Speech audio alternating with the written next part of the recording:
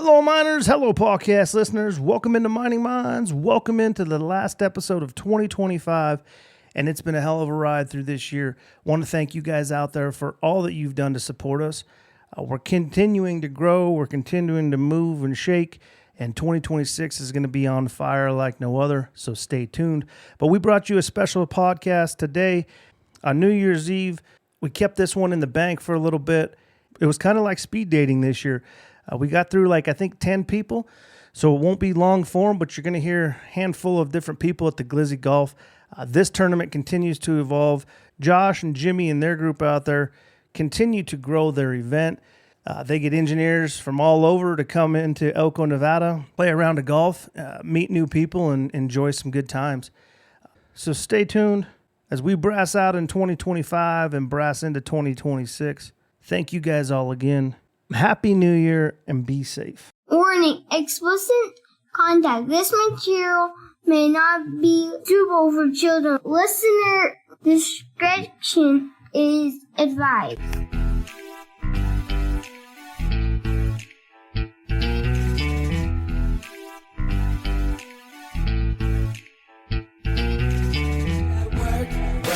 Work all day. Nothing comes free. Gotta find a way. Gotta be willing to go put in some elbow grease. Cause you know nothing that you get in this life comes free. Gotta work. Hello, miners. Hello, podcast listeners. Welcome into Mining Minds. Welcome into the Elko Municipal Golf Course Ruby View, I guess is what it is. Hanging out with my man Vern Goglio.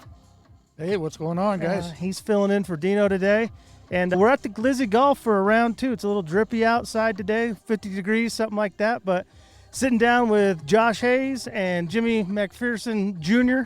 I always call you Jimmy Mac Jr., so I always have to think about it for a second. But thanks for having us back in, guys. Are you guys excited for this year?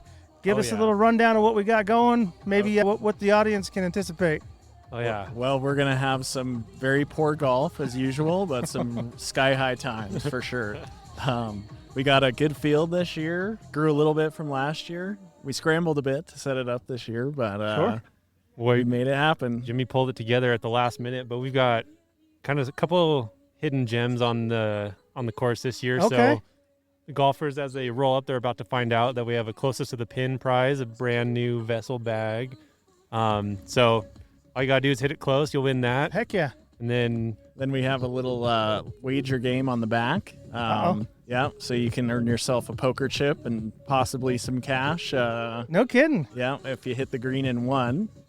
So we've got the tees moved way up, so only 250 yards. We've got different odds by the player and skills. So Heck yeah. so we're that might be where this party's going after that. so we're like to mix it up, keep it interesting. And then this year it's two-man scramble format, and then the team scoring is going to be based off the best ball score of that group and the worst of that group in the team. So Really? So explain that to me. Maybe break that down so I understand that a little bit. I'm a knuckle dragger. Yeah, so each group, so each team has 4 groups on it. They're playing scramble golf, so they both tee off whatever balls they want to choose. They both hit from that spot, and then that's their score for the hole. And then you're going to use that score against the rest of your team to decide what's the best and what's the worst for that hole.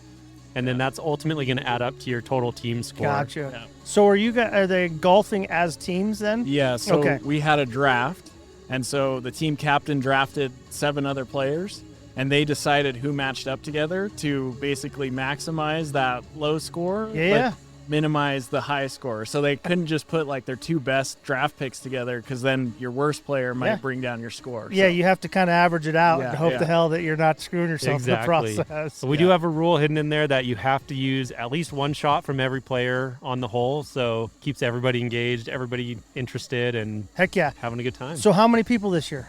We had 64. I was going to say it grew. Yeah. I know talking to you last week and the week before, it was like, Yeah. nope, all the spots are filled. I'm like, good on you, man. That's Yeah. cool. Yeah, we pulled it together. There was some, I don't know, we didn't know if we were going to fill it or not, but Yeah. actually it signed up way fast, even though I put it together. And a lot of our regulars actually couldn't make it because they travel and all that Sure. stuff. So next year we got to get our shit together a little earlier. We're going to have our ducks in a row next year. We're not. Well, I'll tell you, for not having your ducks in a row, it's still cool. You got more sponsors out here this year. So I know Geo Bruggs was supposed to be next to us. Dane's not here. Yeah. But you guys got a couple other people out here as well. Maybe talk about those guys for a sec. Yeah, and actually Dane got us a sign here, so yep, that's out here, and then we miss you, Dane.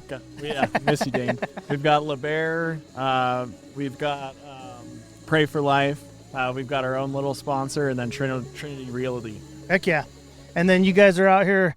Got your dad slaving away again, Jimmy. Oh, yeah. You got him cooking some glizzies. He loves it though. He's all right. He'll get up here pretty soon. No, this is a very cool event. Vern, you got anything on it? I just got a question for you. With all the beer and the alcohol that's going on, who's going to add the scores? Actually, that's a great question. So this year, we're trying to catch teams in the middle and do a live scoreboard, so you can actually check it on your phone where you stand. So that way we're not trying to do any math at the end of the day. It's all on a spreadsheet, and we thought about that at least ahead of time. Last year we had a few guys that didn't have a score, so this year we just have a cap. If you don't have a score, you just get this cap, which is a quad bogey. Yeah. So. There you go. Well, that makes sense. That is a great question, because you get a lot of people that'll either forget, like you said, or they'll start skimming stuff. So it's a good way to keep people in check too. Yep. Having played in the Elko Mine Expo, I know you don't trust the scores that people give you. Exactly. And that's why we always do like a 2-man scramble or teams against teams. Keep each other honest. And no cheating. Yeah. Well, that's why I was asking if you were golfing with your teams this year, because you have that potential. Okay. No. Yeah. So 2 from one team is golfing against 2 from another. So Gotcha. Yeah. So that's cool. What else? Anything else before we let you guys go? I know you guys are running, so I know we were going to make this quick, but I just wanted to say thank you guys again for having us. Dino's not here. He's got some other stuff going, but we jump in and help out where we can, man. Yeah, well, thanks for coming. I feel the honor to be in the best podcast out there, man. Exactly. So from you guys, how was last year's? Oh, it was so good. Amazing. Yeah. I point it to people a lot that are like nervous about it, and I'm like, man, it's not a serious tournament. Like, it's just, some good people out here, and you guys fit the mold just so well. And how much are you? How many new to this tournament this go round? I guess I would guess 30%. Yeah, really, a good chunk. Yeah. So we lost a lot of our regulars. Just And this is the only event that you guys are doing this year. Yeah, and I think we're going to keep it to one so we can do it like this. Yeah. This is too much to do twice a year. Sure. Make sure that nothing falls through the cracks. Everyone's having a good time. And really next year we've got some big plans. So I'm excited to see how that transpires. Cool. Awesome. Well, keep us posted, man. Thank you guys again, and stay tuned. Yep, awesome. Thanks. All right, man. Vern, we're back sitting here with Logan Connolly. First thing, man, I got to just say, you're rocking a Minnesota shirt on, or Minnesota jacket. Are you from Minnesota? I am not, but my parents and all their families are from the Midwest, so it was kind of one of those that if I wanted to watch sports with them and I wanted to sit down, I kind of had to be a Gopher fan. Yeah. So, yeah, unfortunately, got to thank my parents and my family, because they set me up to be able to handle the hard times and the emotional distress that comes with being a Minnesota sports fan, but it's good. Listen, so my two teams are my football teams are Miami and the Lions, man. So it's always a disappointment. Well, I don't know, man. The Lions are looking pretty good, but they're always a heartbreaker, man. It's like you think they're going to do good, and then at the end of the year they shit the bed again. So, but you got to appreciate it, man. Like what Dan Campbell's doing over there is absolutely fantastic. Love it. I'll say that, but so let's talk about you as for a long second. as the Packers win, we're all right. Oh, I don't know about that. Come on. At least it's not the Bears, right? Yeah. The Bears still suck. Absolutely. Well, Logan, walk us through a little bit of you, man. Where you grew up, where were you born, what do you do out at the mines? Give us a little snapshot, man. All right, so I born and raised in Kalispell, Montana. So went to school in Butte, Montana. Butte boy. Yep, another Butte boy. Yeah. Worked a year or two up at Samardzic Stillwater, and then now I'm down here for Nevada Gold Mines. Been here for about 6 years. Worked at Cortez Open Pit for a stint, then got shifted over to Long Canyon. When that kind of went on care and maintenance, went to Chug for a little bit, and now I'm back at Cortez Open Pit. So. Hell yeah. So what kind of engineering? What are you doing? Right now, superintendent for the tech services group. But my bread and butter is probably more strategic and life of mine planning. Okay. Long range? Yes. I was going to say, Vern's, I don't know if you know Vern. He's got a bit of history on him in those areas as well. I worked for Barrick for 24 years here in Nevada. Oh, that's awesome. So Gold Strike, Miko Rodeo, managed Cortez. Oh, very nice. But all open pits. Mostly open pit now, but I did, when I was up in Montana, it was for underground, and then I did about 8 months at Chug. Yeah. So for underground as well, too. Yeah, I was going to say, because you were up in Montana, that was underground, and then you went right to open pit, huh? Yep, right to open pit. How do you like long range? I like it. Yeah. So it's at times it's a little slow pace, right? You get time to actually think about stuff, but during budget season, it's like, all right, do a plan. Cool. Thanks. We appreciate the effort. Go ahead and do another plan. Yeah, I was going to say. And then it's just this never-ending process, it feels like, but it's good. No, I like it. So I guess with the price of gold right I now, was just going to ask that. so with the price of gold right now, how many iterations are you running, and what are you using for a cutoff price? Right now, our current cutoff price is, I think it's $1,500 for life of mine pits. We bumped that up with the raising price, but it's more just trying to, find those short-term plays that we want to go for, whether it maximizes our processing facilities and minimizes our stockpiling. So if it's something within the 5-year window, they'll bump it up to, anywhere between $2,000 to $2,200 if they really want to. So really just kind of depends if there's a good strategic objective that we can help achieve for. So, one of our big goals right now is we're trying to, we're backfilling the chop pit. Yeah. So Cortez Hills open pit. So we're doing some buttressing work there. But there's a couple little, what we like to call pitlets. Mm-hmm. So apparently it's a new term saying it on the course. They're like, what's a pitlet? I'm like, well, pitlet to me is something less than 1 year, right? Like you just get in, get out. Yeah, and glory hole and go. Yep, glory hole and goal. So that's something where, there's 10,000 ounces, but it's a really short haul for that buttressing work. So Yeah, quick return. Yep, quick return, and it helps get 2 objectives out of the way. All oxide? All oxide for that one. Fuck, that's huge, right? Because it's less fiddle farting around and Oh, yeah, it can go right to a leach pad, right to the mill. yeah. So, Using established leach pads, you're gonna have to build more. established leach Good. pads. Yeah, so you're just throwing it on. It's not like you're redoing anything. It's literally grab and go. Yep, grab and go. And, one of our leach pads is over at the Cortez Hills. It's got like 3.5 to 4 million tons left to place on it. So it's kind of been in the limbo of, do we shut it down? Do we not shut it down? And depending on the model, it's like, we need all that capacity on the other leach pad. So we're like, you know what, let's just go. We'll put it there. It's a nice, efficient haul. And it also gives us a really good testing ground for our new automated haulage system. Yeah. Komatsu's out there with that right now. Yep. So how's your golf game going today, man? You struggling? Yeah. No, so far it's pretty good. I'm pretty fortunate. My partner's been helping me make up some shots, but I think we're sitting 3 over now through 7 holes. So Okay. I'm pretty happy. I was just hoping we're like mid 80s. Like mid 80s is a good mark, right? Is this your first year doing it? Oh no, this is the 5th one for me. Where were you at last year? Did we catch you? No, you guys Okay. didn't. So you guys were talking to some people. Jimmy's like, we got to get you in here, and I'm like, all right, but I was like, I'm getting told we need to go hit right now. So yeah. No, hell yeah. So how many beers have you had so far? Only 1 and 2 Jello shots. So we've been Oh, playing okay. pretty good. Yeah. Like one of those where like, hey, let's save our shots for the short game because that's where I struggle the most. Like I just need to be directionally correct, get it down there, and then save it for the chips. And we haven't had to use them. So. It's a normal Saturday for you, man. This is no big deal. Yeah, no, this is great. I'm a little bit light on the beers at this point. So Well, you better get some over there. Have you got a glizzy yet? I have not. No. Cool. Got to have the staple, right? No, absolutely. So this is your 5th time doing this. What do you think about this format this year? I like it. Do you? So, I think we've tried a couple different formats, and every single one of them has been really fun. I think this one, though, with the different ranges of handicaps and different golfers we have involved, I really like how it matches up. Because you can't just put your best racehorses together and just hope they carry the team and put the worst ones together. It adds a little bit more strategizing for the captains, which I really appreciate. Well, so part of this was, it's a good opportunity to get new guys, new engineers, guys and girls, but getting them involved with the community as well, or you guys as a group. And it sounds like you got 30, they were saying 30% of the whole group is probably new. So are you golfing with any new guys that you just met? Yeah. Cool. So I think we have a couple first timers. So one's chief engineer at Round Mountain, another one's a representative for Genmar. Got to meet those guys, Justin Devon. They've been absolutely fantastic to play with, good vibes. And then my partner Heather, I think she did the very first Glizzy. So this is her comeback one. Yeah. Right? So I it's see good. a Dahlman running around here somewhere. Yes. So she's on your team. Yes. Yeah, cool. How's she golfing? She's golfing great. I'm gonna give her some shit. She better be golfing all right. Oh, she's doing great, man. I struggle with drives and putts, and she's been bailing us out. Hell It's been yeah. great. I mean, she's a stick off the tees. That's cool, dude. I was going to ask if you had any other handful of questions. No, just remember the Packers.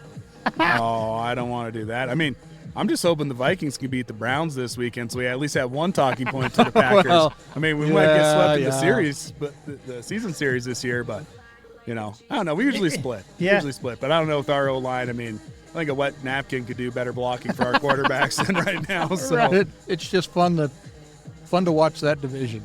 oh man, it's a bloodbath, really. So And there's a lot of history there, so that makes it fun too. There's Yes, just so much you can, I guess, look back on too and go, oh shit, that used to happen or that happened. There's so much tradition and history there, I guess. So. Oh, absolutely. I have one of my best friends at work and just outside of work too. He's a diehard Packers fan, and his favorite line is, "Well, I'm an owner." He went and got some Yeah. sales purchase, and Heck yeah. he's like, "Well, we've won 13 championships or however many they've had," and I'm like, "Well, the Vikings have won some." He's like, "No, they don't count because they're Super Bowls." So I'm like, "They're not Super Bowls." I'm like, "Okay, so then what's your guys' number now? Like 3?" Right? Like 2 or 3? He's like, "No, it's 13." I'm like, "Well, you can't have it both ways, man." Yeah. So no, it's good. It's usually a very fun week in the office when Vikings and Packers play. I'll try to rep some gear, and he always is repping. Oh, yeah. So fortunately, he's got his kids wearing Packer gear, and I just don't know about that. I mean, it's just targeting for bullying. I was going to right? say he's going to Yeah. get bullied a little bit. So I want to ask a little bit too more about the mining side, man. What do you see yourself? You want to be open pit? You want to try to extend it underground a little bit more? What's, I guess, the future for you? For me right now, I think the open pit's kind of just, that's where I'm comfortable with and stuff. But I've been pretty fortunate to be able to have both sides. I do feel like the industry in general and NGM's portfolio through the future is going to be mainly underground based. So Yeah. I'm happy with there. But, the big thing with how NGM has their district set up is there's usually an open pit that's helping contributing and lowering some of the costs. So that way, it allows those undergrounds a little bit more flexibility to kind of go after some material that if they were standalones, they wouldn't be able to do. Yeah. So. Well, you got to, I know that you don't have to have open pit, but open pit definitely helps, especially when you're talking about pushing through large quantities of material. So, or blending, which you don't really have to worry about now, but I guess in certain areas you probably will do, huh? Yep. Yeah, we still blend a lot of our oxides with chug. Okay. So Gold Rush is interesting. We mainly help without their backfill, and we're going to start picking up some of their ore rehandling, just getting it down the mountain, because like you said, it's a long trek, but we have the gear that we can help them out with, make it a little bit more cost effective than contracting it out. But yeah, no, I mean, they go kind of hand in hand and stuff, and it helps us out because it keeps our longevity and keeps our people employed, lets the district continue to grow as we continue to find more resources. What do you think about this northern Nevada area not being from here? You know what? It's pretty similar terrain as Montana, like a lot of mountains, a lot of rolling hills, very similar where I'm from. The only problem I find is that the tallest tree out here is about 4.5 feet, and it smells like sage, maybe a little bit of rabbit brush. So it's definitely miss some trees, but I mean, the community down here is absolutely fantastic, right? It's just big enough where you have a Walmart and all that stuff, but it's just small enough too where you don't have a Costco, so it's just perfect right in the middle. Yeah, something to do, and then tournaments like this is adding to the community environment, in my opinion. Oh, absolutely. One of my buddies was at a barbershop the other day, and all the barbers were talking about this Glizzy tournament. They've been hearing about it. They've had their friends play in it. And he's like, hey, I know about that stuff. Like, I know some people who are on kind of like our Glizzy board of directors or whatever fancy title we try to put ourselves, make So are you a good. director? Oh, yeah, I'm on the board. I wouldn't say director. My handicap's too high to be an actual member. But you're on the board. I'm just more of a voice of reason, yeah. Yeah, I didn't know that. That's cool, dude. Yeah, well, so thank you for having us, because so Jimmy's been explaining it. You guys sit down and take the planning, preparation, and actually making it a fun time serious. Oh, absolutely. We usually meet up probably, I'd say, once every month, a little bit. It's just more to have beers, though. Oh, absolutely.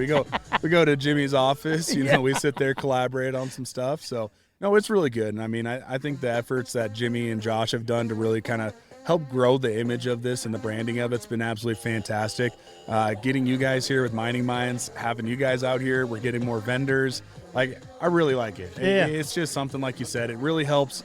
Everybody knows everybody in the mining. Like, you know names and stuff, but now you're putting faces to the names. You're greeting them, you're meeting them. It's definitely helping build that community, which is already the mining community is fantastic. Yeah. So. Well, and then you get on top of it to meet different people, come out and go, oh, okay, cool, that shit's going on. I Like, to me, I can see this being an annual thing where this is just lined with people, almost like a Happy Gilmore type of Absolutely. environment. That's why I went out and I wanted to hit my shop before I came and talked to you guys. Because I'm like, man, there's no pressure right now. Like, I can just go out and rip it. Yeah. Well, you guys were quick in here. I was like, damn, they're already hitting shit. Yeah.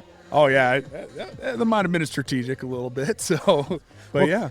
Cool, dude. Well, I know you got to go. I appreciate you sitting down with us. Would you be interested in coming in the studio and actually coming up to the studio and doing a podcast? Yeah, I'd be interested if you guys want me. These are absolutely, dude. These are kind of rush, quick things, but to dive in a little bit more to who you are and what you've been up to. I know we got a quick, cool snapshot, but if you're interested, man, would love to do it. Oh, absolutely. So I appreciate you guys letting me take the time and talk with you guys. It's been fun. Absolutely. So now I can say I've actually been on an official podcast.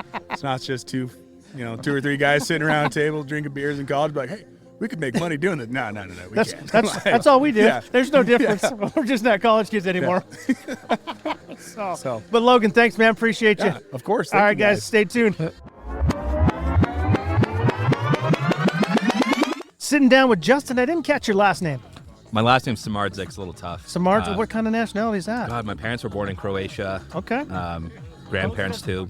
Emigrated to Canada in the 60s. Okay, so are you Canadian? I am, yeah. 51st stater. I had to come out of the gate with that one. Sorry, bud. No, hey, you'll get plenty of opportunities today. No, but how's the tournament? So you're brand new to the tournament. This is your first time playing? This is my first time. And what do you think so far? Well, golf, it's been pretty poor. Sure. But fun, and the beverages have been flying, and I'm enjoying it, So we'll pull it together in the back nine. It was a little cold. The hands are cold. And we're going to pull it together. Heck yeah. Yeah. Well, this is what it's all about, though. It doesn't matter how good you are at golf or whatever. Are you able to come out and enjoy some like-minded people and have a good time? So sounds like at least you're getting that in. Oh, for sure. No, we golf plenty, too. Just at Round Mountain, that's all we got. General store. You said you were working out at Round. Yeah, absolutely. Moved there just over a year and a half ago now. Personally, I spent a good chunk of time in our Toronto office. That's where I'm from.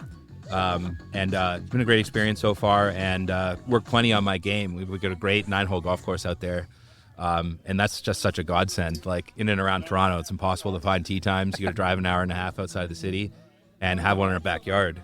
Well, you can almost golf, I would say, 10 months out of the year. Pretty much, yeah. We're golfing at Christmas most of the time. It's just if the snow holds out. Yeah.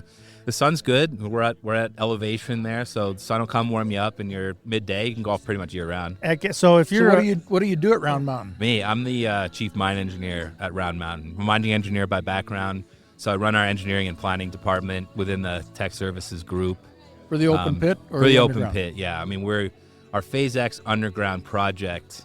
We've done a ton of development down there and drilling, and hopefully, starting to get serious about that later this year. Yeah, I've been helping Cairo. No kidding, with that down there. Cairo's like, he also started in the Toronto office. He taught me most of what I know, I feel like, about mining engineering, and is a fantastic mentor. And when I heard, so he's been taking over the project now for a few months.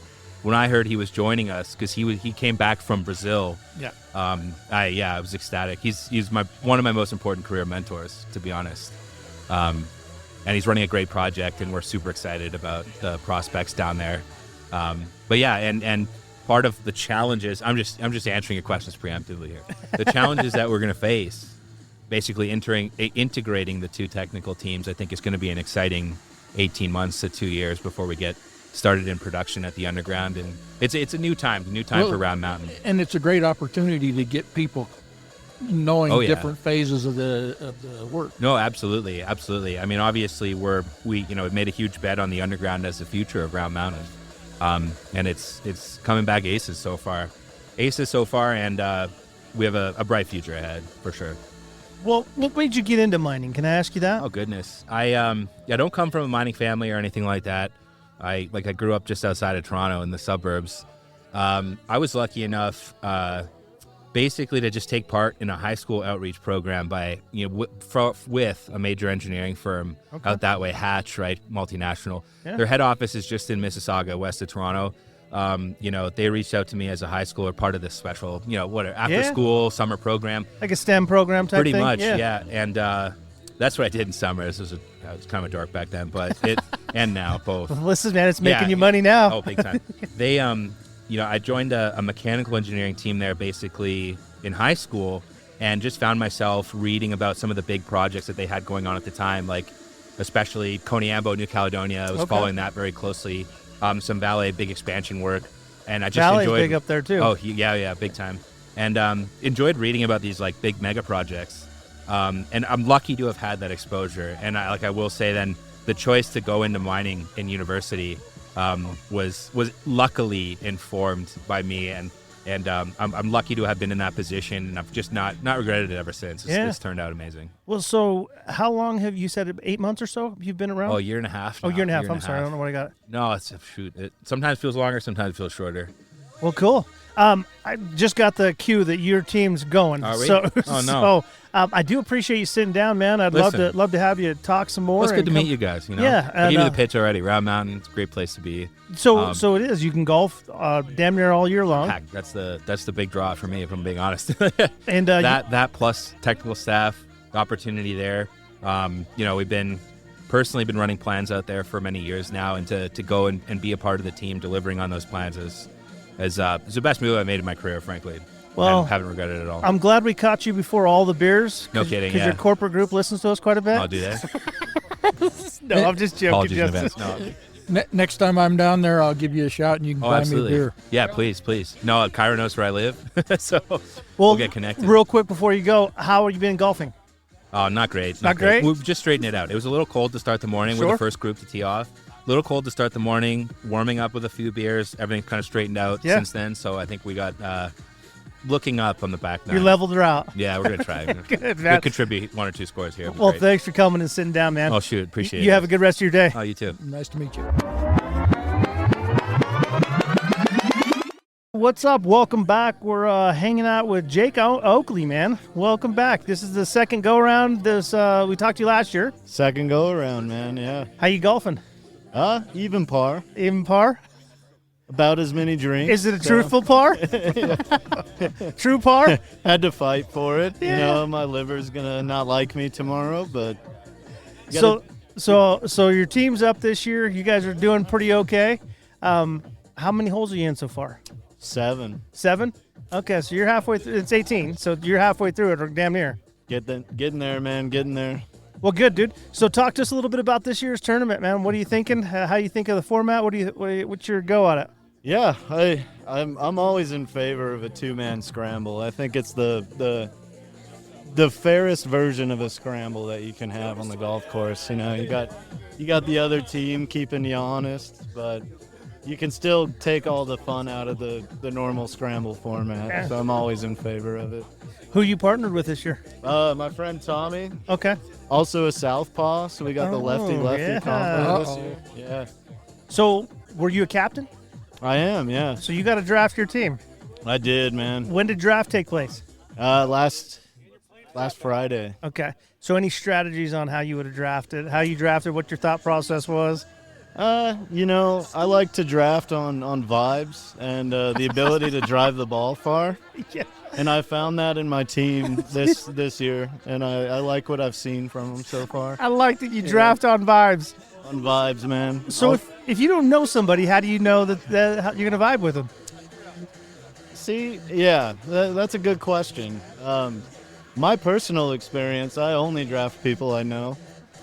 Okay. Yeah. So you're not playing with anybody that you haven't played with before, or no? I guess if I had to draft somebody I didn't know, I would get a full in-depth scouting report from Jimmy. Probably bring Mel Kiper in. Yeah. Make sure I'm getting absolutely. all the data analytics. Yeah. Go out and scout them a couple rounds. Yeah. Bring in some third-party contractors to make sure that. See what DraftKings has to say Yeah, about that's it. right. Exactly. Then you got to go have a couple beers with them because you need to make sure they can handle themselves. Yeah. So this is a little bit more in depth than what people think. Yeah, man. I mean, I'll respond to what Vegas is saying. You know, the sports book. Make sure I'm getting value for my picks. Yeah. Oh, that's cool, dude. So there's 4 people per team, and as a team, are you guys back to back so you kind of can check on your team, or is it spread out so you got to find out at the end? We're a little staggered. Like Justin and Devin are 1 ahead of us, but Okay. the rest of our teammates are pretty far back in the tee sheet. So I get to razz them a little bit as we're, driving up the 6th, but I don't see them again for another hour. So, Yeah. Well, dude, help me remember because I don't. Last year I had a lot of beers as well, so I'm gonna try to tone that down this year. But help me out. What would you do? What'd you do for work? I'm a mining engineer. Yeah. Okay. Last year I was with NGM, and this year I'm with Kinross down at Round Mountain. Okay, so you're with Justin. Yep. We just sat down and talked to Justin. What do you think about Round Town? I like it, man. It's beautiful down there. The toy hobbies are super cool. Yeah. You able to get out and go check those out at all? A little bit, yeah. So I still live here in Elko on the weekends, so I make that commute. But I've had the pleasure of taking a weekend down there and going exploring a little bit. But I'm excited for, the coming summer and this winter to get out there a little bit more. Can I ask, and we might have to cut this out, what made you decide to go to Round Mountain? Because that's a big jump, man. I mean, a lot of people, might not want to do that. Yeah, I wanted to stay open pit, and I kind of wanted to give short range a try, I haven't done short range engineering in forever. So. What do you think about short range? I like it, man. It's controlled chaos, Isn't it? Yeah. Yeah, I get up every morning, I'm like, you have to figure out solutions to problems that haven't come yet, And So for me, short range was always the funnest. Outside looking in, I'm not an engineer, but you're constantly on fire, and the best people at those can adjust and adapt, pivot, and go a different direction. And it's pretty cool to see the dynamics when you put somebody in short range and they're good at it. And working with young engineers too, I like to be a mentor to the young kids just getting out of college. So it's awesome to get that controlled chaos and then help others through the controlled chaos, This is what I'm seeing, and this is maybe where you should go. Try this, try that. So do you have any direct reports? Yeah, I've got a couple. Okay. I think they've been out there just under a year. So nice. So they're brand new to the industry, or just brand new to Kinross? A little bit of both. Okay. A little bit of both. Not necessarily Kinross, but they've both got a little bit of experience there. So moldable, I guess. Sometimes you get people that come in and they might be new to a property, but have already maybe a way of thinking or thought process. So super motivated, super eager to learn. It's all you could ever ask for, right? Heck yeah. So how do you work with the supervisors? Because that's really important with short range, right? Yeah. So like on a daily basis, I like to cultivate that feeling that we're friends when we're on the mine site, but we're also there to achieve the same goal. So a lot of give and take there, knowing when to be serious and knowing when to, maybe joke around a little bit, but, creating that relationship. Yeah. That way everybody can build, Well, I know there's a lot of golfing that goes down on, you can basically get off a shift and go golf. Oh, my goodness. Yeah. So, okay. Yeah, I'm getting the call. You got a boogie. Oh, no. when are you going to come up to the studio? I think we talked about it last year. Dude, whenever you guys have availability, just let me know and I'll pop in. Well, let's work something out, especially if you're back up here every weekend. Yeah, absolutely. Good talking to you, man. Appreciate you sitting down again. Sorry we didn't get into much, but like Jimmy goes, sit down, get up, sit down, get up. All right. Thanks, fellas. It's always a pleasure. You have a good rest of your day. You too, man. Good luck on golf. Thank you. All right, sitting down again. Rolo? Rolando, yeah. Rolo for short. What's your last name? Rodriguez. Rodriguez, where are you from? Originally from Wendover. Okay, cool. But I've been here for about 24 years. So. All right, dude, 20 in mining? In mining, about 16. No kidding. Yep. You look pretty young for having that much skin in the game. Thanks. But welcome to the show, man. So hanging out with the Glizzy Golf, is this your first time? Have you done this before? I've done it before, yeah. Okay. What do you think about it this year? I love it. Yeah. I'm not too fond of this hole, but it's fun. Why not? Just because everybody's watching you? You're trying to do good. Everybody's watching you. Jimmy's usually talking crap. So. Yeah. But it's fun. So were you here last year? I was, yes. Okay. We must have missed you then last year. You did, yeah. Okay. Yeah, so Jimmy tried to get me on here, but I was, you didn't want me on here last year. No, that's when we probably were. It was a shotgun start, so we started in the back. So by the time I got here, it was you were deal. done. Yeah. So how you doing on the beers today? 2 shotguns in. Okay. Started on 1, obviously. Doing really good, so we're going to try to keep it level. So I'll tell you right now, I don't know if it's the weather or what, but everybody seems a little bit more lower key this year. Well, and then I'm one of the maybe 4 morons that wore shorts today. So yeah, it's not exactly 5. Sorry, 5. It's a little cold. Burns with you there. Burns my boy. So tell us, man, where do you work? I work at Gold Quarry. Okay. Do oversee the refinery and day-to-day stuff for strip circuit. So nice. Yeah. So how did you get into that, or how did that look? Because you said you're from Wendover? I am from Wendover, yeah. So, I grew up single mom, 3 kids. So as soon as I graduated, I was just trying to get in somewhere to make money, right? Mining is where the money's at. So day after I graduated, moved to Elko, enrolled in GBC, did the welding program, knocked it out in a year, got my associates, started doing a lot of contracting work. Yeah. And then eventually got on the mines, which was nice because I was able to be in town, because before I was all over the place in Nevada. And then just eventually learned different stuff, circuits, and ended up where I'm at now. So heck yeah, dude. Yeah. So so maybe define your job for people out there that don't know what that looks like. So I'm not sure if everybody knows the process, but work at the roaster, right? Everything, once it's processed in the roaster, all that slurry comes up. We handle everything from there. Carbon loads up with gold. We bring it in. We strip the gold out of the carbon, and then we send it to the refinery. And once it gets to the refinery, it's a whole nother process, but we turn it into gold bars. So I get to see lots of money every day. It's fun. It's fun stuff. Yeah. I still think it's fun after 15 years. It's pretty cool, interesting stuff. So 100%. Yeah. So when you talk about the gold mining cycle, you're at the tail end of that. You get to see. We are. We get to see what a lot of people don't get to see, and a lot of people's hard work, which is nice for us. But then you also realize that a lot of people that don't see it, it sucks for them, right? Because they work, like haul truck, underground, they never see it. Yeah, they never get to see those final. I know what they do. They don't know what we do. So it's we're a little jaded, right? Like spoiled. Sure. So, yeah, we get to see all the hard work. I wouldn't say spoiled, dude, because in the process side of things, you're a downstream effect, meaning they get tons or whatever. You have to get the throughput, and then you have to turn it into. We got to make it. Yeah, we got to make it work. Yeah, and every end of the month, every end of the quarter it's like nonstop work, but we get it done, and it's because of all the people at the beginning of the line. So, but it's a I guess my point is, and we don't get to talk about it a lot, but it's a vital part of the process.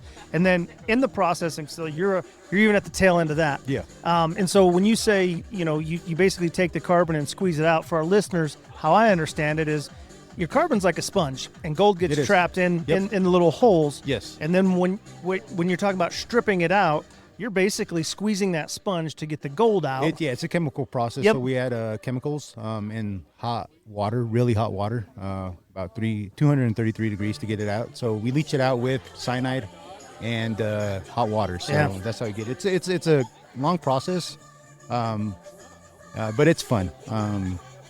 We got about 12 people total in strip and refinery at Gold Quarry. I got another 5 guys at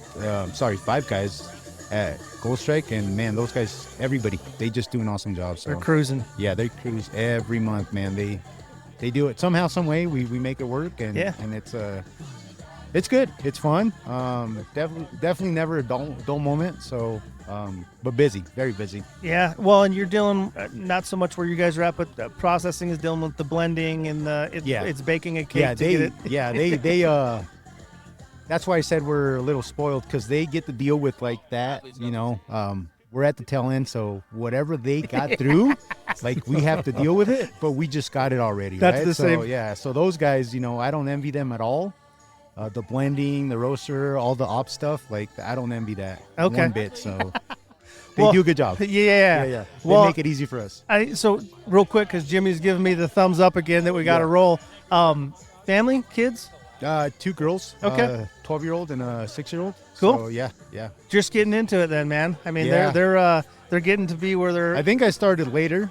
Sure. Than most. So That I ain't said I look young, but I'm 40. So That ain't bad. That ain't a bad thing. No. But 13, so I was hoping to get like have an 18-year-old by now so I could be done. But hey, life happens the way it's supposed to. Yeah. Well, hey man, I appreciate you coming on. If you're interested, dude, we'd love to have you up at the studio one of these days and actually get to dive into you a little bit more and chop it up. But yeah, I'd love. Yeah. Thanks for coming on, dude. Just real quick before you go, how do you think you're going to end in golf? Right now we're leading right now. So heck yeah, dude. But if I chunk this, it's because of this hole and everybody watching. It's not. Well, I'm gonna go video it. I'll go video it. Right on. Thanks, Rolo.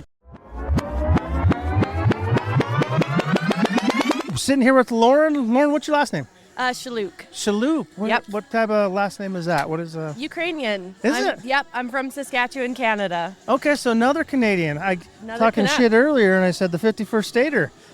Bring it on. I love it. Hey, we got most of the mining economy right now. So. You got a lot of it for sure. Saskatchewan's like top 3 mining jurisdictions in the world. So born and raised up there? Born and raised. And then when did you get down here and how? About 4 years ago. So I was an intern with Kinross Gold Corporation. Yep. They were like, well, you can work out of Toronto or we'll put you on site. And it was a no-brainer. So they sent me to Round Mountain, Nevada. Dude, we've sat down with a lot of people from Round on this trip. So that's cool. I actually met Lauren the last time I was down in Absolutely. Mountain. So we went underground together. Yep. Vern gave me a lot of good words of wisdom. I was going to say, so underground then? Well, both. So I'm a geotechnical engineer. We got a big, beautiful, challenging open pit, and we're starting an exploration decline. So we're about 16,000 feet underground now. Yeah. So you said you've been down there for 4 years? Yep.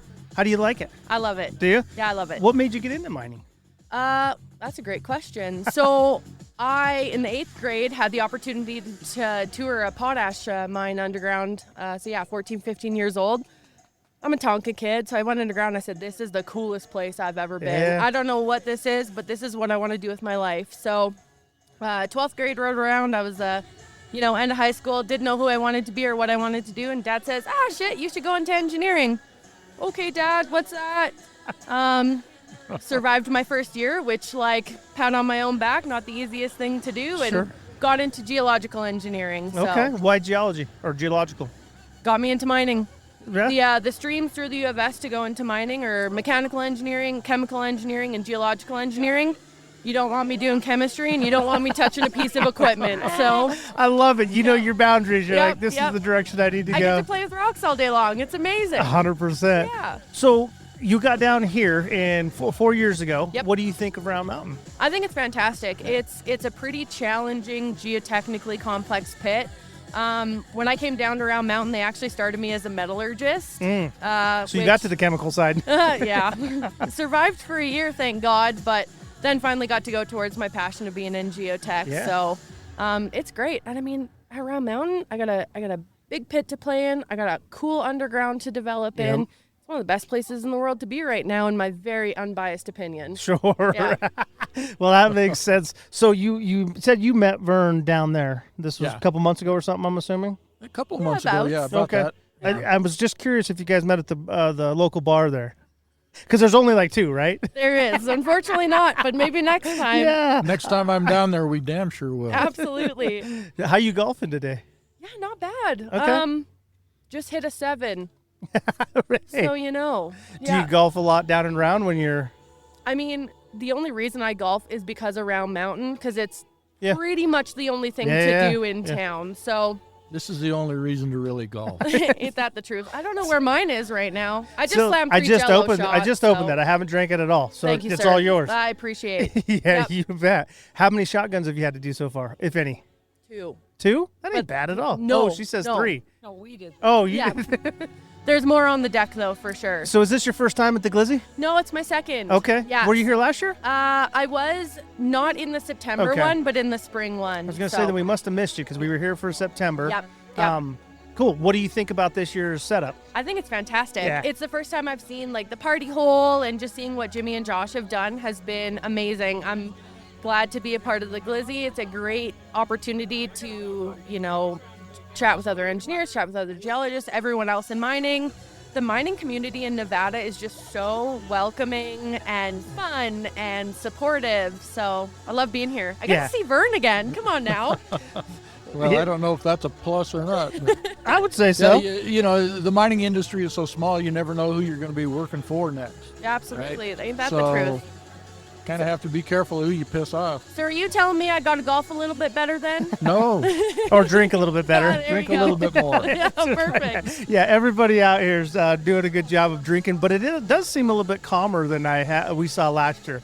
Last year we had a couple people that could barely stand up straight. So What hole were you on though, 8 or This one. 15? This one, yeah. Oh, all right. Same hole. We got some catching up to do. yeah, well, and it's perfectly fine because you can actually talk to people a little bit more this year and have a good true. conversation. Yeah. We've been rotating people in and out, so. Yeah. We were all too cold this morning. We didn't want to slam cold beers. Vern said the same thing. He said as soon as it warmed up, you started seeing those beers go down a little bit better. So Yeah. I've been a little bit better than I was last year too. I was having a good time. So You know, we listened to the podcast on the way up. Uh-oh. 'cause it was awesome. I loved it. well, thank you. I appreciate. Absolutely. When are you going to come in studio and check it out? Anytime you want me. Yeah?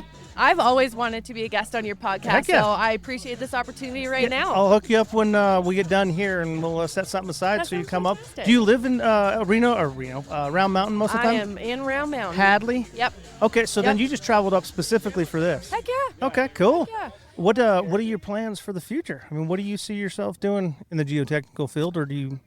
Well, you know, that's a great introspective question.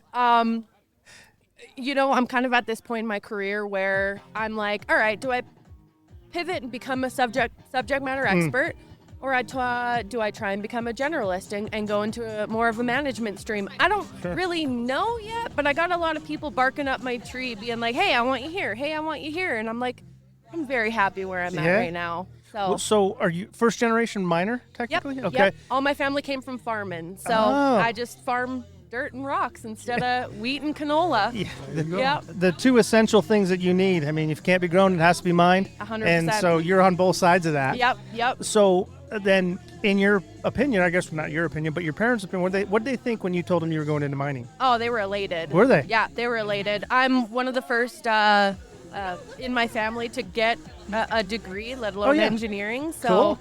they were like, you know what, girl, get your degree, go wherever you want in the world. So Have they came down and visited you? they're actually coming here in about a month. Cool. So, So they're going to finally see what old Hadley looks like. Yep. Take them up to the mine, get them underground, see if they can swim it. So we'll see. I'm So excited. that's a half a day or maybe a full day mine site tour.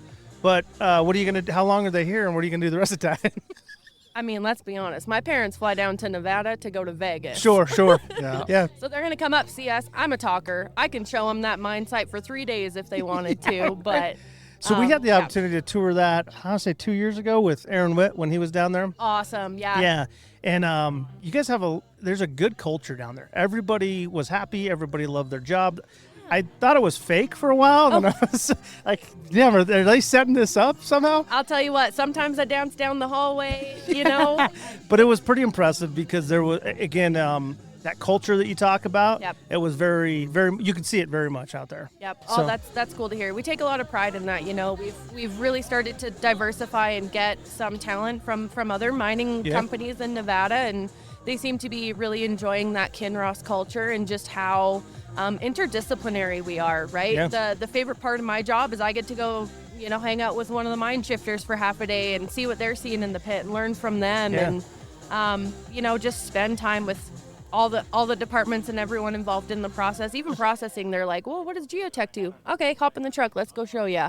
So The information share is huge, right? absolutely. I think that we could do a better job of that culturally, I would say. So we went back to Minnesota and checked out the Iron Range. They just know their shit. You can talk to the guy that's doing the laundry or the CEO, and everybody knows what's going on. I feel like you guys have a lot of that in Round Mountain. But I think as Nevada as a whole, I think we could do a lot better on, hey, what's this look like? When you mention processing, there's a lot of people that don't understand that part of the game. A lot of people are like, hey, I'm just responsible for dumping the rocks in the chute to the crusher, right? Yep. All right, well, you got to be invested in what happens after that process too, because that's ultimately where your paycheck come from, you know? I think Kinross, it's a great company to work for because we're pretty small. Like, we're a big company, but pretty small. There's about 800 people on that mine site, and we all rely on each other. So we go that next step to make sure that we're all involved in every aspect of that process to learn from each other. I've learned more from spending half a day in the shovel with the shovel operator, learning how they dig the high wall to make sure they're within compliance than I'll ever have behind my computer, you know? So getting that real hands-on. 100%. I was just Jimmy and I worked at the same mine when he was a young. I think he was short range at that point, and him and I were doing going back. But it's to your point. I learned so much from him, and then he's like, dude, I learned a ton of what you were talking about too. So going and sitting and taking that time, good for you, because not a lot of people will do that. Hey, you know what? I'm a people person first and foremost, and just and taking that time helps the operators understand why you're doing what you're doing. 100%. Yeah, not dividends. just she's telling me to do this because exactly whatever. They start to understand why you're doing it. My whole thing is the why. Yeah, and then when the walls don't fail, you can say, "See, that's why we were doing exactly. it." I got this new concept, and maybe you can be the trial for this. Oh, anytime. That's my favorite thing to do. Be careful with your words, Could be the sir, guinea 'cause I'm pig. already signed in. Yeah. So I was thinking about this driving the other day. I was on the road going to Wyoming, and we all look at things. So you look at the high wall, and as a normal person, you just see a high wall, benches, whatever else. But from somebody else, they see what's there from a geological standpoint, what's there from a blasting standpoint, what's there from a raveling, or there's just so many things to look at. There's monitors on the wall, so people don't see it. And so my concept is what you see, like what the world sees, and then what I see. And then to be able to kind of point out, hey, here's where you can see a vein, or here's where the ore's different, and it might be sulfide versus oxide, or whatever it is, right? But if you did that for everything, because I spent a lot of time sitting back and watching a shovel dig, right? And it's different because I look at that different than the average person watching a shovel dig. Right. So I just thought that was like a cool concept. But to be able to put your eyes on it, like to look at a high wall or look at a face underground, what do you see versus what the world sees? No, that's such a good concept. And that's kind of what we did with our operators is like, do you guys know what the function of a slope of a high wall is? Yeah. Why we mine these bench faces? Why the catch benches are as wide as they should be, right? So we took a step back. We did like, what is an open pit 101 with our operators? And they were just so invested in continuous learning. Yeah. So, we use this software where we can give them a heat map of like where they're in compliance, where they've overdug or underdug. Dude, every week I walk in the mine department, I got some operator being like, where are my heat maps? That's right. Like they're holding me accountable to give them the information that they now need to want and be successful. It's been amazing. Yeah. Well, it's a challenge for them to go, hey, actual versus planned, and where am I at? Where's the overbreak? That goes into your blasting side too. Are you stemming to? Anyway, so I guess that was my point, and it was like there's so many things that you see that, the normal person doesn't see, and it's really getting into somebody's perspective on what we're looking at in mining. I mean, being in these silos is such a sterilization of development and growth in general as a company. Yeah. If you do like a 20-minute lunch and learn, okay, sure, you're pulling in the mine department 20 minutes off their pieces of equipment, but that growth and that like mindset of just being more involved in the process, they have so much more buy-in to do an even better job. So it's like that pivot of where's the benefit of, okay, keeping them in their equipment to move tons, sure, but why are they moving the tons in the way that they are, right? Yep. To get the mine department to dig a production shot different than a trim shot in surface was a massive cultural change, right? They have their targets. Yeah. So going to my senior leadership team and being like, all right, maybe we need to reevaluate the targets on a trim, because we're not screaming through tons when we're mining a trim. We're mining it for a quality high wall. Yep. That is a very different mining method and skill set that needs to be, put forward to achieve those goals. Yeah. I love that strategy part of it, because as you're talking about that in my mind, I'm going, is there any way you can do short runs? Is there any way, you know what I mean? Yep. Okay, so how do you manipulate your trucks so that that is a whole process of kind of what we were just talking about, is like there's a whole different view out there. It's not just we're playing with rocks. Yep. Yes, we're in the dirt, but there's so much strategy. There's so much passion behind everything that's going on out there. Yep. Talk to me about home life. Any kids, any family, any relationships? I got a wonderful husband. He's a millwright on site. Okay. So we both have very fruitful careers. Yeah. My children are my 3 dogs. Cool. So if we're not, on the mine site, we've got a Jeep that we go play in the mountains with. I mean, being in Saskatchewan, it's pretty flat. You can watch your dog run for miles. I can now only watch my dog run for 100 feet. So we have a lot of fun going out hiking and jeeping and off-roading. I ride a motorcycle, so. Heck yeah. What kind of motorcycle? I've got an Indian Scout Bobber. Hell yeah. Cool. Yeah, so I just did 2,500 miles up the Oregon coast. Beautiful. Oh, it was amazing. Yeah. It was amazing. No cruise control. So, like, this arm is definitely stronger than this arm. You know what I'm saying? Cramping up. Yeah. But, yeah. So you like the outdoors. You like getting out after it. Any chance, I mean, career-wise, I know we talked about you're not sure, but I guess do you get to experience underground very much? And what's your opinion, underground versus surface?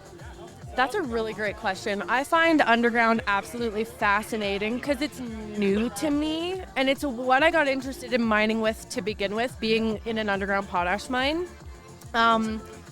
I found that I've been able to apply some of my surface experience to the underground operation, but there's still a huge opportunity for growth in that workspace.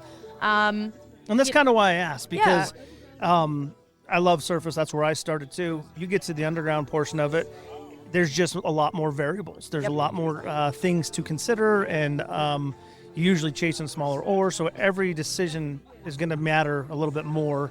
And then, not that it doesn't in open pit, but you're I guess one room for one of the different things from underground to the surface is underground you have to think 3D. Yes. Yeah. Surface is planar. Yep. That's actually a great analogy, a great saying. I mean, and coming from the underground going to the surface, it was a whole lot easier for me to do that surface work because I already understood how to work in a 3D. Yeah. Yep. You need to know what's on the walls and what's below you. No, and I appreciated the time we spent underground because you had me looking left, right, up, down, south, north, east, west. It's so important to build out that conceptualized model of what's happening. Yeah. I feel like I've got a decent handle on geotech open pit, always room for improvement, but I think my next step in my progression is kind of pivoting into more of that underground workspace. I mean, an industry in general is seemingly focused more on the underground environment anyhow, just from more surface permitting wise is driving that. Yeah. Exactly. So the one thing that I will say is you said you were comfortable where you're at. Go find something you're not comfortable at and start that. Yeah, comfort's enemy of achievement, right? Yep. Well, and that's why I asked the question because, you seem like you're at an area where you're getting good and you're having fun, but being able to have an opportunity to go underground too, that's going to add a whole nother dynamic. Absolutely. And then you're pretty much unstoppable at that point because you've had X and O. Yep. So very cool. Jimmy's just gave me the time to go thing. Oh man, we're having so much fun. Well, seriously, if you're seriously interested, let's come up and you get to check out the studio. We'll get you to brass in and go from there. So that sounds like a plan, man. Thank you for coming on. Good luck to the rest of the day. And how many? I don't know if I asked. How many have you? 2 shotguns so far? Yep. Okay, so you think you're done, or you think you're gonna have a couple more? It only goes downhill from here. All right, just double checking. But thank you for coming on. I've been saving them for the back 9 when it really counts. You know, the strategy is I've been making the other side of my team, my opponents, do more than I have. There you go. There's a strategy. 100%. You know? Yeah, there is actually. So, but thank you for coming on. We'll talk to you later. Let's do it. All right, sitting here with Vincent Quintero. Yep. Hanging out. You're actually golfing this year? I'm actually golfing this year. I was lucky enough to make the cut. Yeah. I'm doing terrible, but I'm having fun, so that's all that matters. What is your, sorry, making sure that doesn't fly away. Sorry, we got it. Vern, you got it? We keep rolling, man. We'll roll through this. Vern's holding down. The 10's flying away. The 10 as we're on. The 10 is a runaway right now. So talk to me about what you do here, dude, or what are you doing, not here, how are you doing here golfing? I'm doing okay. My buddy TJ, he's my partner, and he's definitely carrying the team. So I just, I'm doing my best. I'll have a good shot here and there, but he's definitely the golfer, and I'm just here having a good time. He's carrying it? Yeah. How many beers in are you? I lost count. Okay, that many, huh? I think I'm still drunk from last night. Dude, even better. All you got to do is start up again. I just had to show up. That was it. I just had to get here. What'd you do last night? Oh, we were just bar hopping downtown. Oh, okay. Here, yeah. Didn't know if there was like a pregame party that they had going on. No. We had a couple friends come from out of town for a wedding and haven't seen them in a minute. Nice. So yeah, we just went out and had a couple drinks. So is this your first Glizzy? Well, my first time golfing for sure. Yeah. But I was here last year. I was helping out with the P4L booth. Yeah. What do you think they got? I mean, what are you thinking about their setup? And no, this is crazy. Like, I remember seeing it last year, and I was like, I remember talking to Jimmy, and I'm like, are they playing this hole? And he's like, yeah, like, they have to play in front of everybody. And I was like, man, it's bad enough that my group knows that I suck, but now everyone knows. Now everyone knows I suck. Oh, dude. But no, it's all good. Like, this is like one of the biggest tournaments they have out here, and it's super fun. And oh yeah. Well, so where do you work? I work at Nevada Gold Mines. I'm an open pit surveyor. Okay, cool. So, walk us through that, dude. How long have you been out there, or how long? I've been doing that for about 4 years. I've been with the company for 8. I did blasting, I did operations, and landed and surveyed, and definitely like it. So straight out of high school, or how did you get into mining? No, just I went to college at UNLV for a little bit. Boo. Oh man. I just joke. Are you from Elko? Yeah. Okay. But yeah, I went to college at UNLV for a minute, and things didn't work out. Came back, started as a contractor for State Fire, got into blasting at Cortez, swapped over to operations there. That's for where I know years. you, dude. Yeah, that's probably. Where, I was like, where the frick do I know him from? And then I don't know if my buddy Jesse Luna has been here yet, but he's the one that hooked me up with the job on survey. So. Heck yeah! What do you think about survey? It's not a bad gig. I have my drone license, so I do a lot of drone flights. Dude, I imagine that you probably are doing a lot more stuff with drones. Yeah, the engineers and everybody just kind of rely on that, just kind of see what's going on in the pit and all that. So what would you, if you had to explain surveying to a little kid, what would you tell him? How would you explain it? I actually had this conversation the other day. Did you? And I was like, and it's pretty funny because I set boundaries at work, but I don't set boundaries for myself. So, but yeah, no, I was just like, making sure like the shovels know where to dig, where the ore's at, all that. And obviously we do a lot of like, just like elevation points and like startup stakes for the dumps and stuff like that. Yeah, it's, Yeah, you're actually out there. Imagine walking the face, and depending on what ore or what's waste, you guys have to input that into a system. So that, again, and then when you talk about dumps, if you're doing a lift or starting a new dump, or you know what I mean, you have to deal with compaction rates they reach out to us and we kind of try to help everybody out. We just work without I think the coolest part is we just work with like everybody, like the engineers, operations, like blasters. You're in the middle of everything. Yeah. We're just helping everybody out, and it's not a bad gig. So what about long term? You thinking that you want to be out there for a while, or are you trying to get I've been out there. Well, I've been for the company for 8 years, so and it's treated me well. Like I do enjoy the work, and what mine are you at now? Are we up? Okay. Sorry, guys. Well, we rotate between Gold Quarry and Gold Strike. So we'll do red rotation and whatever. We'll just kind of bounce back and forth. So, well, I know you got to go, dude. But appreciate you sitting down. I'm gonna embarrass myself so bad over here. So please don't watch. But I'll come up and record you. But yeah, appreciate you guys. Hey, dude, thanks for maybe we can catch up again and do this here in a bit, or for sure, come up to the studio. For sure. It was nice meeting you guys. Thanks, man. All right, hanging out here, Vern. We just sat down and talked to Sam McCleary. We're just sitting down to talk to Sam McCleary. Mm-hmm. I'm horrible at names, so I apologize. Yeah, you're good. But welcome in. Thank you. Thanks for having me. So you're at the Glizzy Golf today. Yeah. How's it going for you?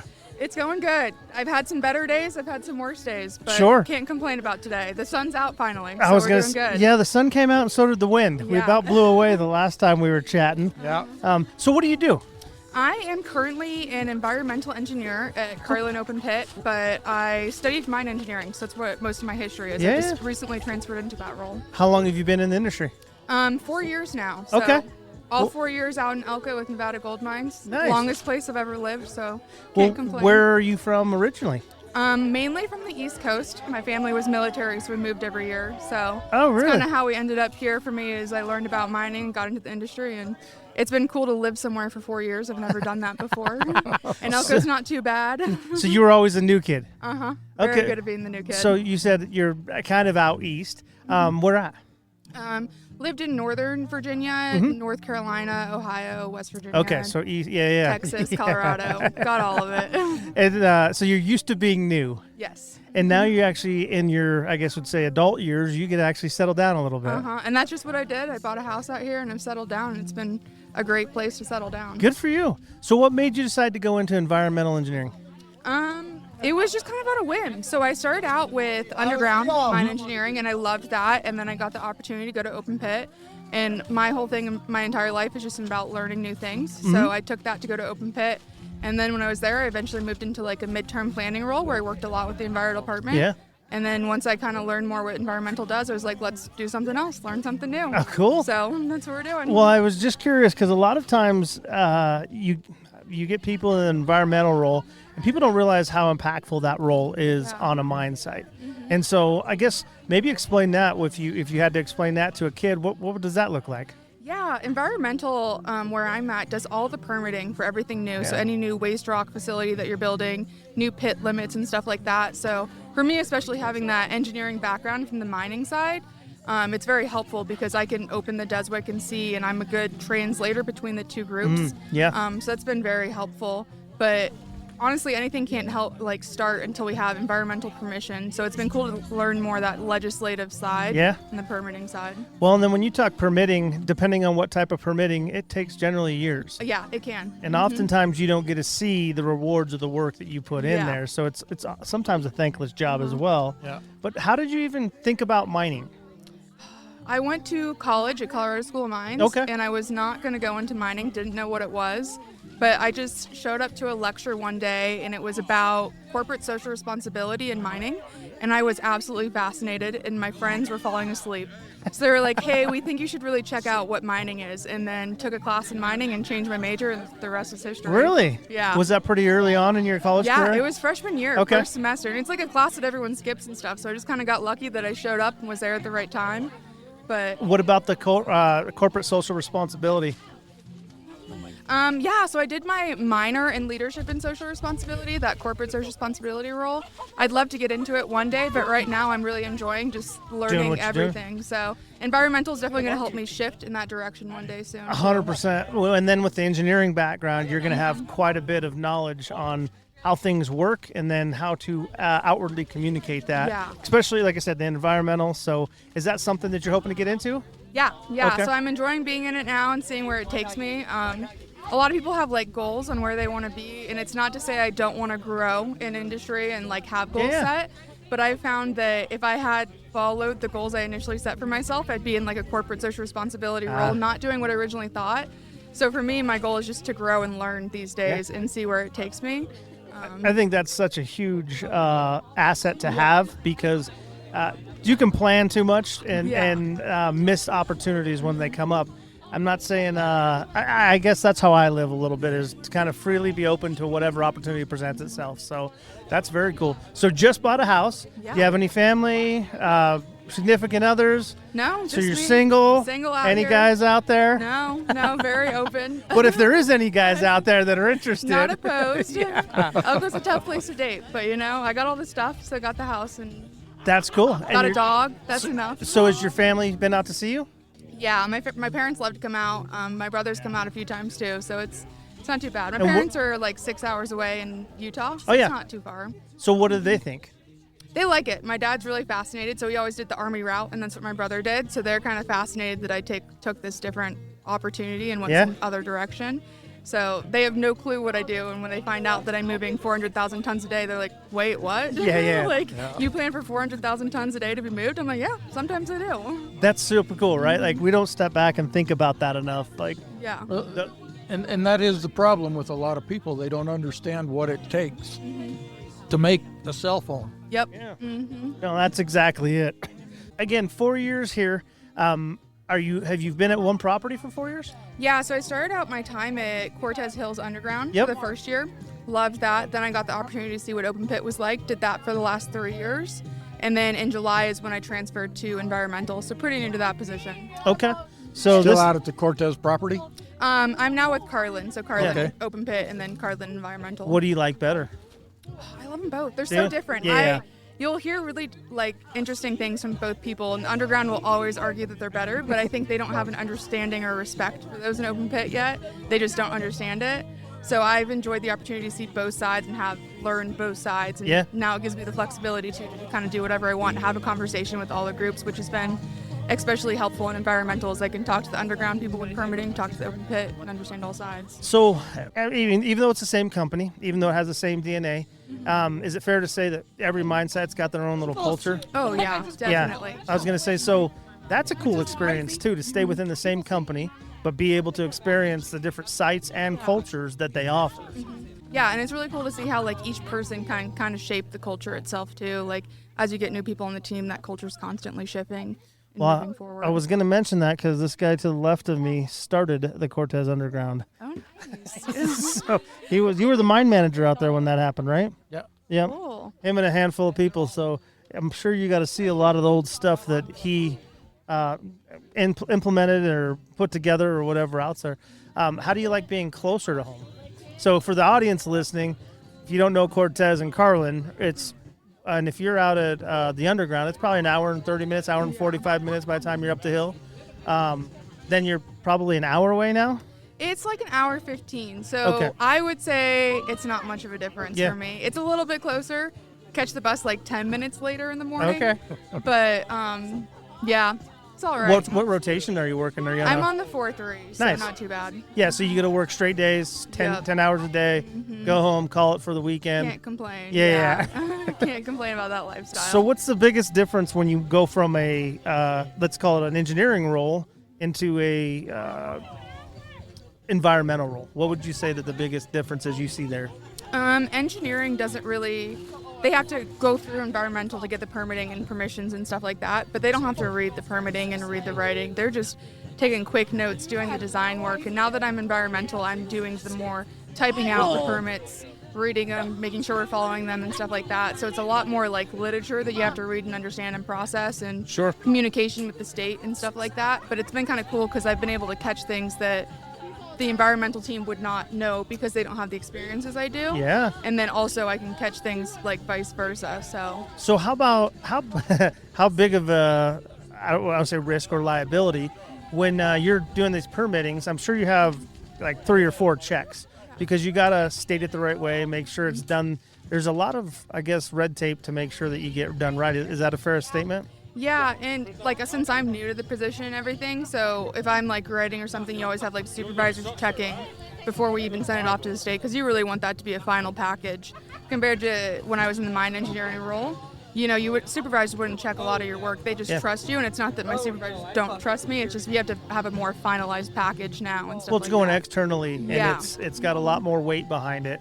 If you mess up. The implications are much worse. Exactly. If you don't do it right the first time. We want to keep the state happy as much as possible. Yeah, so you're not only dealing with local units or local people, but you're also dealing with national or the government as well, I guess is what I say. So your community, your state, and your federal when you're going through a lot of that stuff. Yeah. That is super cool. So what have you seen in this past year with any changes in the permitting process, any changes in... Or is it pretty much been status quo? Yeah, not that I've seen because I'm new. But talk to me in a year and I might have more answers for you. Well, if you're here next year, we will. Yeah. I was going to say, that's exactly what I was going to say. The other thing I was going to ask real quick, because I think your team's up. So I'm going to ask one more question. I know you said you're kind of happy with where you are right now. But if now being in the mining industry for a while and seeing all these different things, is there anything that just intrigues you? Like, hey, that looks cool to do. I want to try that one day. Yeah, I haven't done anything with more of the green fields or like developing a new mine site. Yeah. So that'd be cool one day to kind of get your hands on, whether it's from the permitting or design side. But one day, hopefully see something like that. Very cool. Sam's getting called. Sam, thank you for sitting down with us. It's very nice to meet you. Thank you. Bye.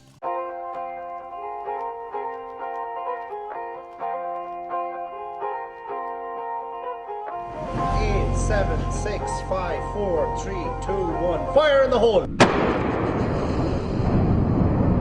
First off, I'm an underground miner, bro. I've been digging for my pot of gold. God bless me with a blue collar soul. Dirty hands, clean money, stacking dollars, yo. In the northeast corner of the state of Nevada. Grew up in the country with a place for a rapper. Blue collar lifestyle, earning what I stack up. Work, hustle, grind, and I'm grateful for that, cuz God bless me with a way to make a living. Plus I kill it every time that I be spitting on my venom. And I fit it on the rhythm, ain't nobody wanna get it. Was the illest with a local Mexicano, I'm a killer. Microphone killer, I'm a stone cold spitter. Silver State, Nevada boy, the home winner. Grew up on the countryside with cold winters. And you know I'm battle born, a hard hitter. Now I got the 775 all lit up. Real Nevada love, y'all stand up, get up. Blue collar warriors, real go getters. 24/7 grind, keep it going, don't let up. Ill keeps flowing like the Humboldt River. After all these years, and I still don't give up. I'ma keep it going till the day I stop living. I was blessed with a gift, and you know it's God given. I was raised in the country. Blue collar living is the way we getting money. We're miners working overtime on a Sunday. Been riding dirty where the tires getting muddy. I'm hip hop, but I was raised in the country.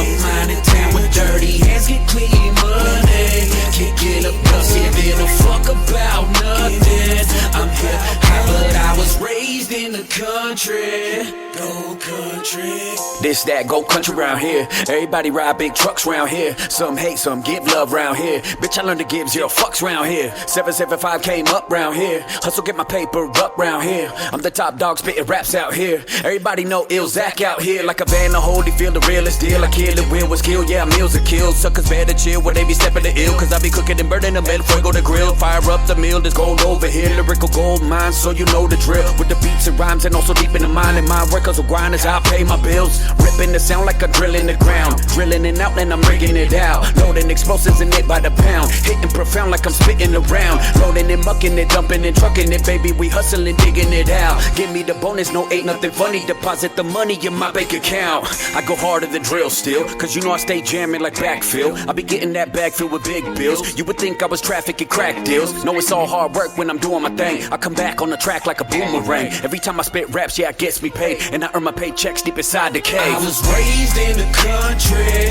Blue collar living is the way we getting money.